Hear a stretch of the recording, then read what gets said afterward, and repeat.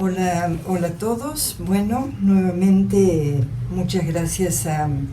Daniel y a Lilian por este espacio que repetidamente vamos encontrando año a año. Bueno, no solo por la oportunidad de poder conversar acerca de las cosas que nos pasan en la sala de mediación,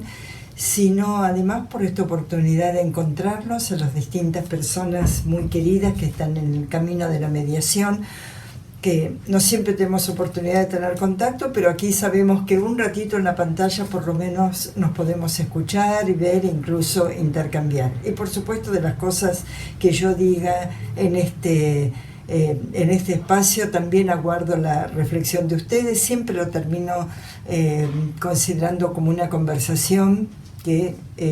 me ensancha y me ayuda a pensar las cosas mejor.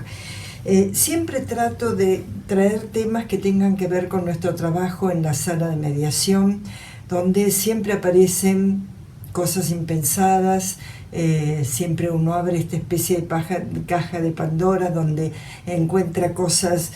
tan diferentes y sobre todo poder observar, registrar y escuchar cómo las personas han construido su conflicto y tratar de trabajar con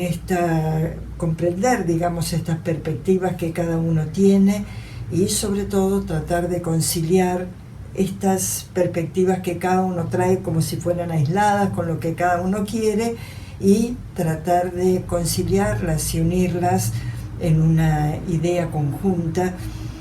tratando de hacer visible lo que en realidad está en todo conflicto, que es la noción de interdependencia o interrelación. De esto se sale con el aporte de los dos juntos. En este marco quería conversar con ustedes un poco acerca de los espacios distributivos en la mediación, ¿no? De ahí un poco el título que tenemos, al cual le puse un signo de pregunta, porque justamente ese tonito de pregunta es el que nos lleva a la reflexión que yo quiero comentar con ustedes hoy acá. Cuando estoy hablando de espacios distributivos, estoy pensando en aquellos espacios de conversación en los cuales se trata acerca de recursos escasos, o como diría el maestro Raifa, de temas, ¿no? Un solo tema, dinero o tiempo. Y cuando digo la frase recursos escasos, no es porque estoy pensando que sea poquito dinero, sino escasos en el sentido de que sea de una sola clase, ya sea dinero o sea tiempo. Y la importancia que tiene para mí es porque, bueno, si uno parte de las nociones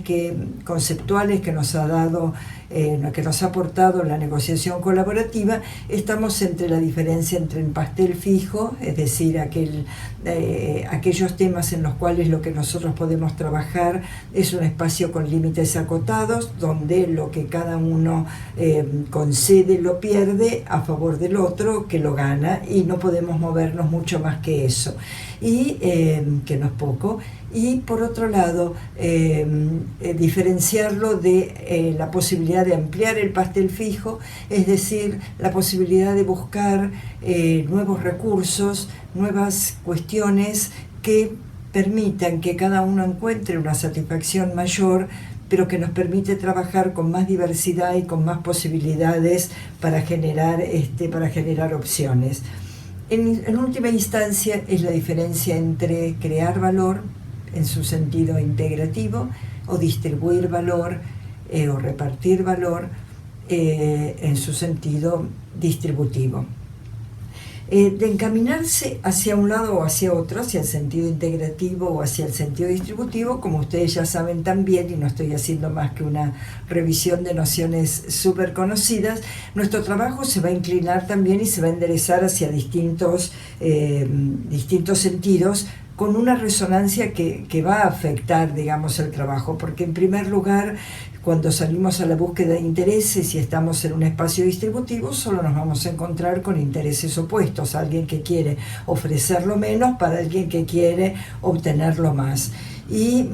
a diferencia del espacio integrativo, donde trataremos de trabajar conciliando intereses variados y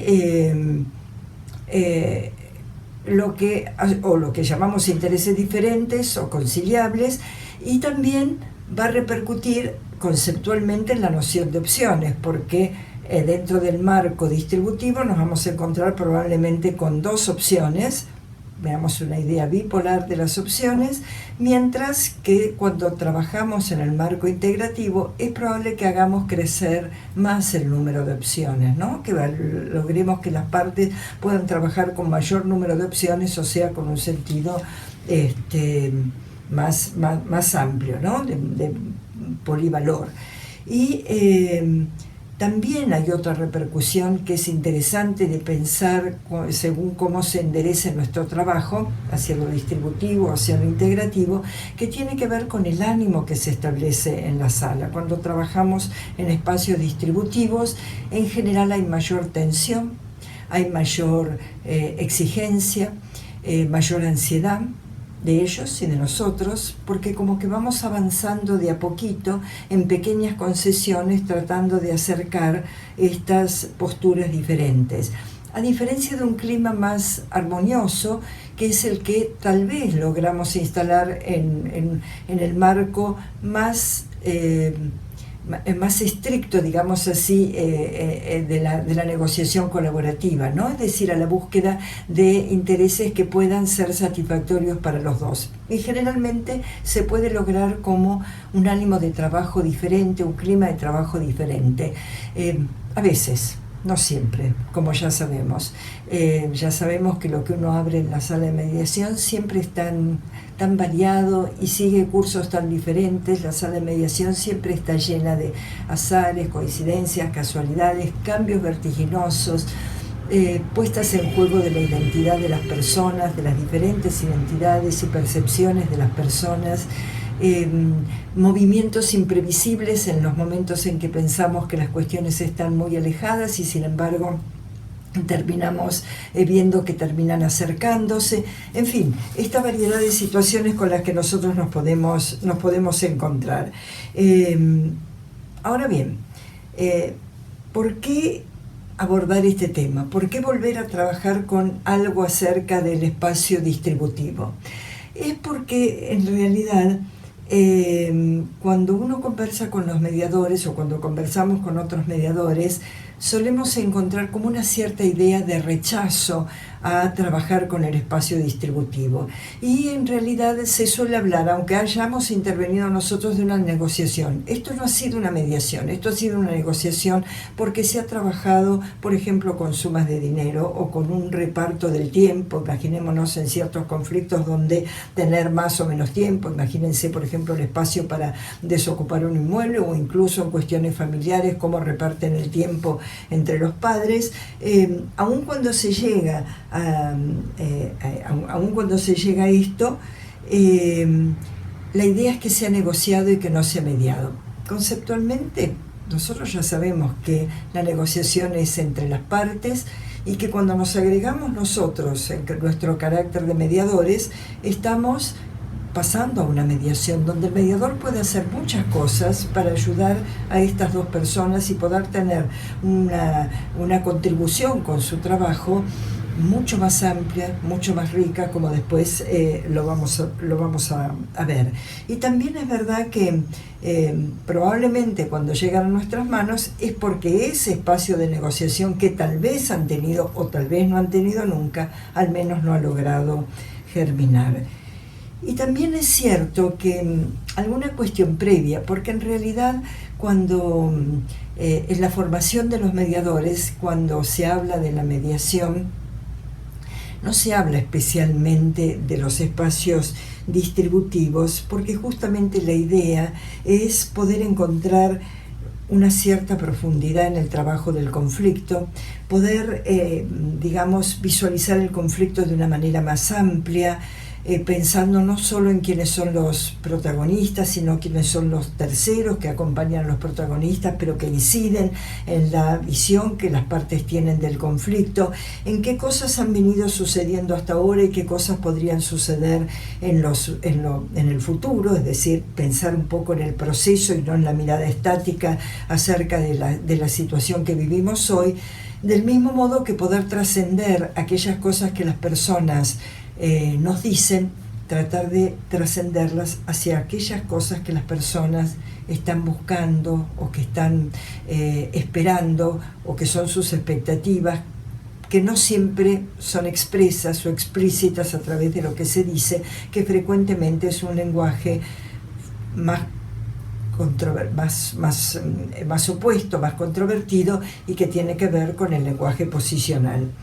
Entonces, como también a su vez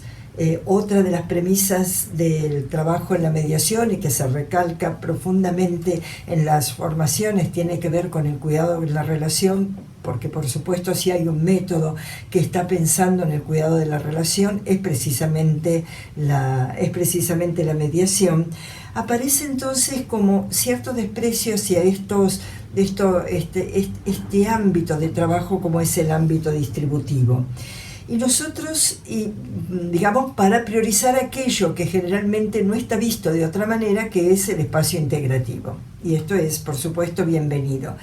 Pero en realidad cuando nosotros vamos a la práctica de nuestro trabajo, vamos a encontrar que estos ámbitos se entremezclan y que junto con estas cuestiones integrativas y la búsqueda de intereses variados que las personas puedan de alguna manera acomodar entre ellos, también van a aparecer espacios relativos al trabajo con sumas de dinero o con relación a la distribución del tiempo. Entonces voy a detallar un poquito la diversidad de casos en los que aparecen los aspectos distributivos. Sin ir más lejos, un tipo de mediación o un tipo de conflictos que motiva cuantitativamente muchos espacios de mediación, sobre todo en el ámbito prejudicial, son los reclamos que tienen que ver con accidentes de tránsito. Y ahí es donde en general, y no es ilógico pensarlo, si nosotros tenemos una parte damnificada y por otro lado una compañía aseguradora como protagonistas o como por lo menos participantes del conflicto, es frecuente que el tema pase a instalarse casi de una manera directa, o se avisore como de una manera directa en un ámbito distributivo, porque en realidad es difícil pensar que haya intereses diferentes para compartir entre una aseguradora y un damnificado, ¿no? Hay alguien que está pidiendo lo más y hay alguien que está tratando de ofrecer lo menos.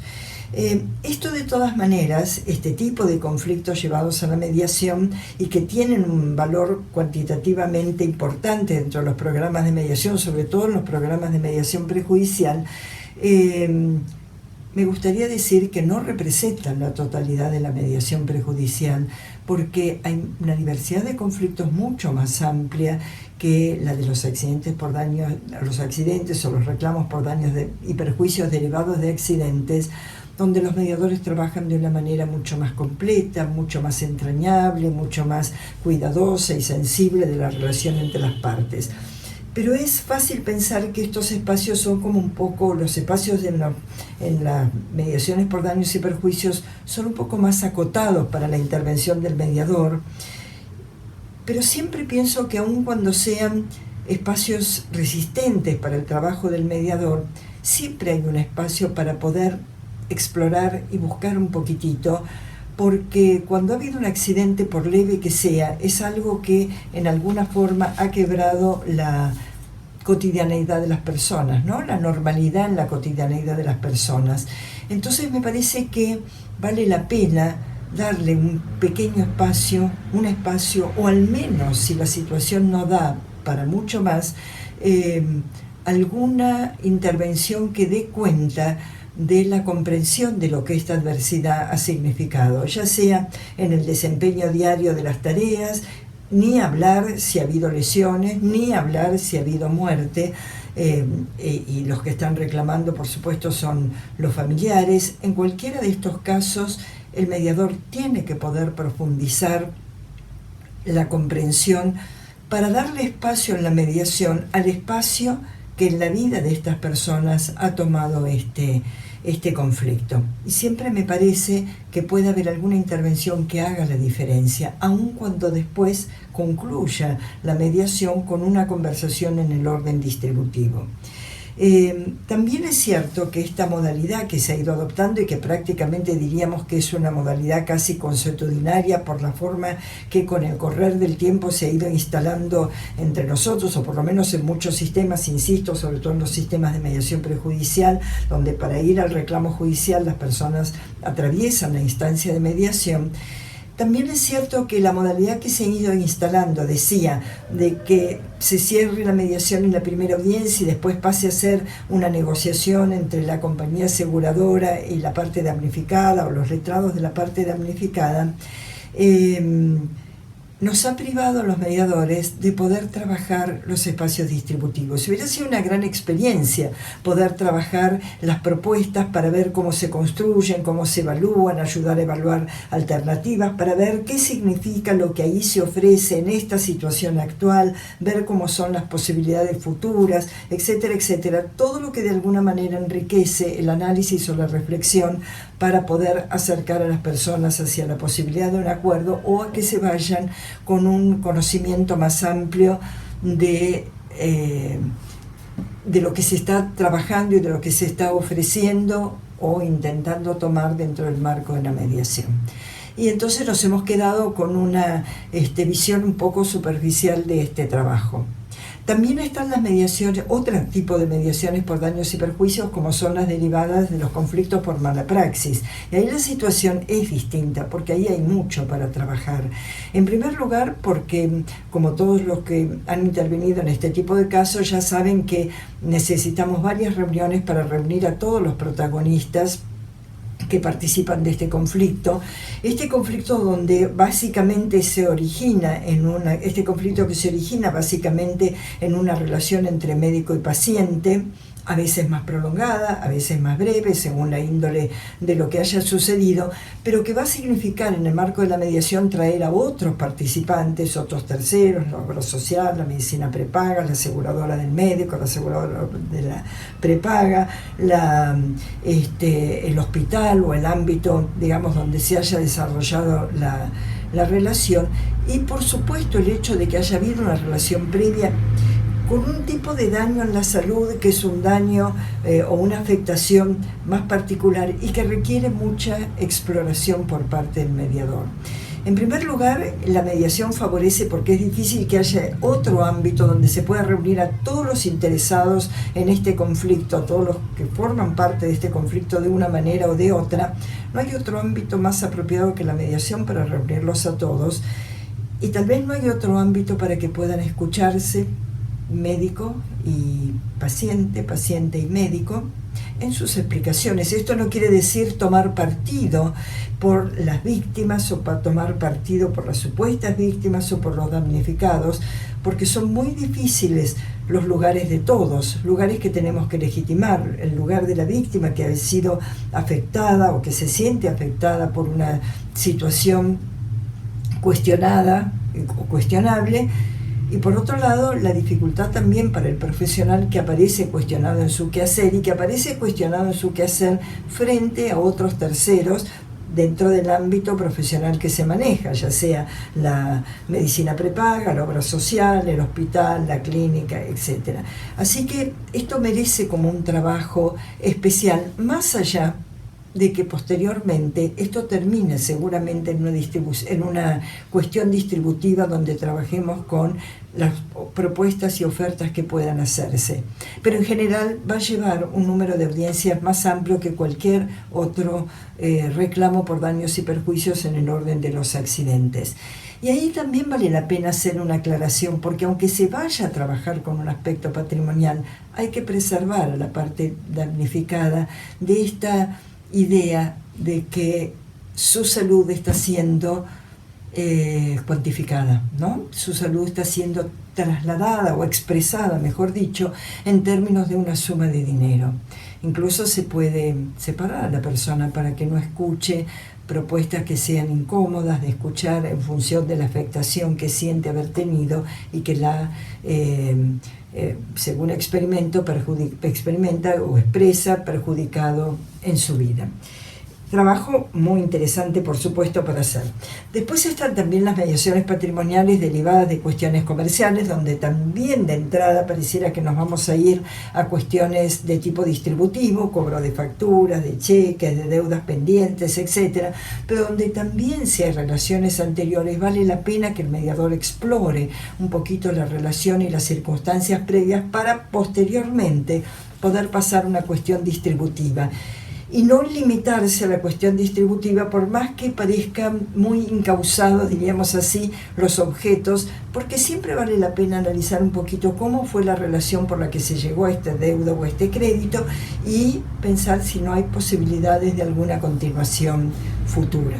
Y por supuesto también están las cuestiones familiares, donde a la inversa pareciera que como lo que nosotros vamos a trabajar son cuestiones relativas a lazos vinculares, vaya la redundancia, que se atan y se desatan, donde las personas vienen con una emocionalidad mucho más alta, con narrativas mucho más impresas, diríamos así, cargadas de afectividad, cargadas de atmósferas emocionales que ellos reproducen en este momento y sobre las que van y sobre las que vuelven.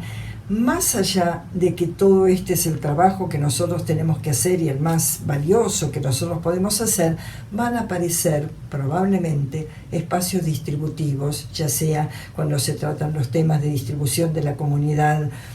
conyugal o de la pareja que haya habido, o cuestiones alimentarias. En algún momento van a aparecer lo que yo llamaría nichos, con perdón de la expresión, nichos de espacio distributivo, y donde nosotros tenemos que poder trabajar en ese ámbito y poderlo legitimar, porque a las personas se les suele incomodar que cuestiones que tienen que ver con el ámbito familiar, con necesidades de los hijos, necesidades personales, cuestiones que fueron el resultado de proyectos personales unidos, digamos, cuando estuvieron juntos y que ahora se diversifican por caminos diferentes, la suele incomodar la idea de estar discutiendo en lo que ellos llaman un regateo o lo que ellos llaman un mercado persa. Este no es un mercado persa. Está discutiendo las necesidades de mis hijos. Muchas frases que son desdeñosas, diríamos así, del aspecto distributivo. Para nosotros no tenemos que tener la sensación de que nosotros somos los que imponemos ese trabajo, sino que lo que nosotros estamos tomando es una cierta forma en que ellos han construido el conflicto o que lo construyen en este momento, y nosotros salimos con nuestra intervención a trabajar, digamos, esos espacios. Toda esta distinción de casos, y que tal vez me estoy olvidando de muchos, tiende a mostrar que tenemos que legitimar el trabajo distributivo en la mediación y sacarnos esta idea de que este no es un trabajo para hacer en la mediación. A veces le tememos porque quizá no es lo que más nos hemos formado en las etapas iniciales de la mediación, pero sí son habilidades que tenemos que incorporar, desarrollarlas y practicarlas como una habilidad más que se une a las otras habilidades que nosotros tenemos que desplegar en el orden de la comunicación en la mediación. Pero el gran reparo que me parece que sí tenemos que tener es el no anticiparlas. Es decir, siempre tenemos que tratar de explorar la relación, avanzar hacia los aspectos integrativos, a la creación de valor, a la búsqueda de que haya más recursos. Y recién cuando sentimos que el trabajo no da para más y que necesariamente tenemos que entrar en un aspecto distributivo, digamos, hacer los aportes que corresponden a un trabajo distributivo. ¿Cómo contribuye un mediador a esto? Un mediador contribuye de muchas maneras en el trabajo distributivo. En primer lugar, porque puede trabajar en privado con las partes, puede ayudar a construir la franja de negociación, a tratar de explorar cuáles son las posiciones de reserva de las partes, es decir, no aquello que ellas han planteado como sus posturas iniciales o explícitas, sino con qué están dispuestos a irse, es decir, qué es el mínimo que alguien está dispuesto a ofrecer y qué es lo más que alguien está dispuesto a ceder, para ver hasta qué punto podemos lograr un acercamiento y cómo dentro de esta franja, para lograr este acercamiento, podemos trabajar con la gente de la realidad, el abogado del diablo, todo este tipo de técnicas que permiten que las partes reflexionen, no convencer a las partes, sino que reflexionen ellas y sus abogados si están presentes, como para ver si es posible hacer ese acercamiento. Y también evitar transmisión de propuestas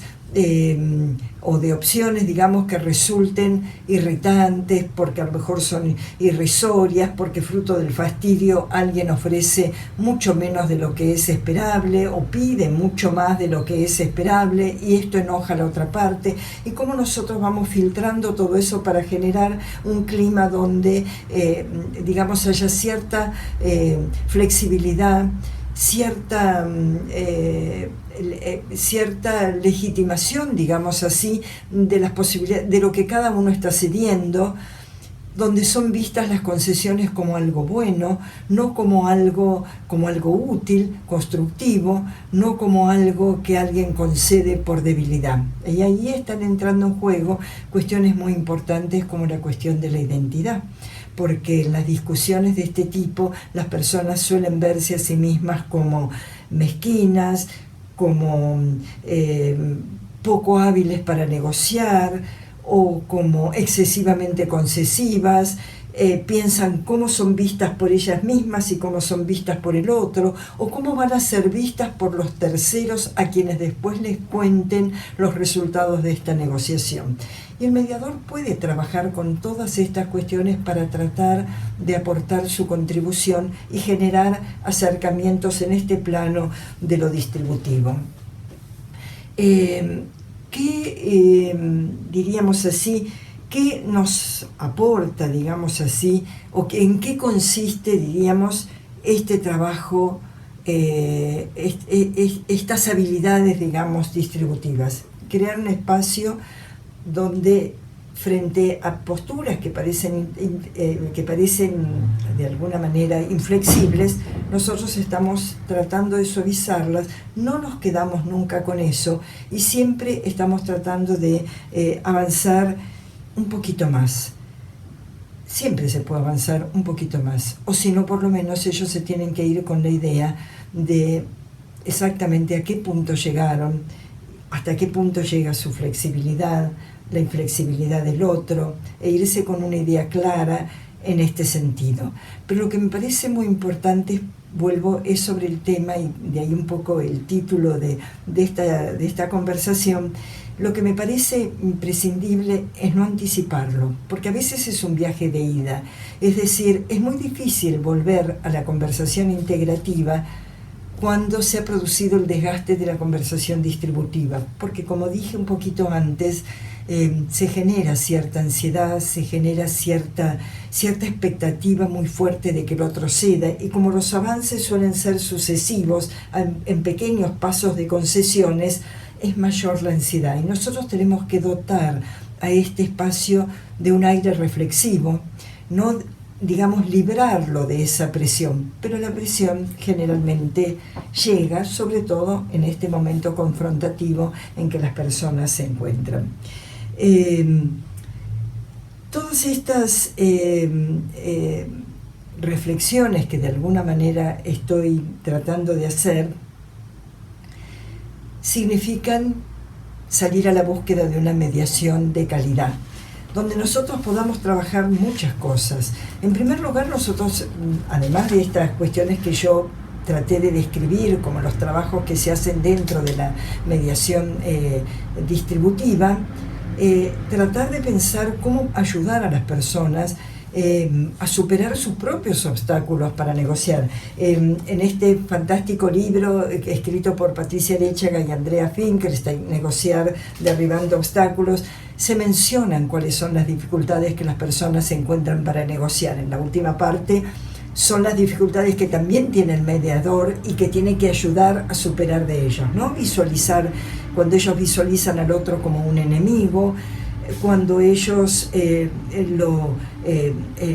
imaginan cuál va a ser la postura inflexible del otro con el que salen a luchar, cuando quieren solamente sostener su propia posición y lo que ellos piensan como si esto fuera lo que define el conflicto, cómo de alguna forma hay que desconectarlos de la idea de la justicia, la idea de buscar la verdad, de desconectarlos de la discusión acerca de los hechos, donde cada uno va a llegar con su propia percepción, de la búsqueda de la verdad, de la búsqueda de los hechos, de la búsqueda de la justicia, tratar de ayudarlos a superar la cuestión de la identidad que mencionamos antes, que fue fruto de otra charla en algún momento con ustedes, es decir, cómo son vistas las personas, cómo se ven a sí mismas y cómo puede producirse ese temblor de identidad cuando las personas se ven observadas en un lugar que no quieren estar. No quiero estar en este lugar de aparecer como obstruccionista, como tratando de obtener ventajas, o a la vez, como dijimos antes, como débil o como concesivo, y cómo de alguna manera tratar de reparar esa dificultad en la identidad los lleva a olvidarse de las cuestiones sobre las que están discutiendo o sobre las que están trabajando, para tratar de reubicar su lugar en un lugar donde se sientan más confortables. Todos son trabajos para hacer por el mediador. Y todo esto es lo que conforma esta búsqueda de una mediación de calidad. Cuando yo digo una mediación de calidad, estoy pensando en una mediación que pueda, por sus cualidades intrínsecas, insertarse en la sociedad por sí y mantenerse aún cuando no hubiera normativas que la obligan, que la imponen. Si uno sacara el marco normativo y pudiera advertir que la mediación está instalada como una práctica social habitual, buscada por las personas, por estas cualidades que posee, por esta misteriosa cualidad de devolverle a las personas la posibilidad de encontrar soluciones ajustadas a sus propias pautas, y por esto que llamamos la autocomposición, a veces no siempre buscada por las personas, pero que la mediación ayuda a que sea valorada por aquellos que participan en la mediación. De modo que, bueno, se une este arte de trabajar con lo distributivo a las demás artes que venimos de alguna manera puntualizando o enfatizando en la mediación, como parte del trabajo más íntegro del mediador, ¿no? Legitimar, escuchar, ayudar a transmitir propuestas.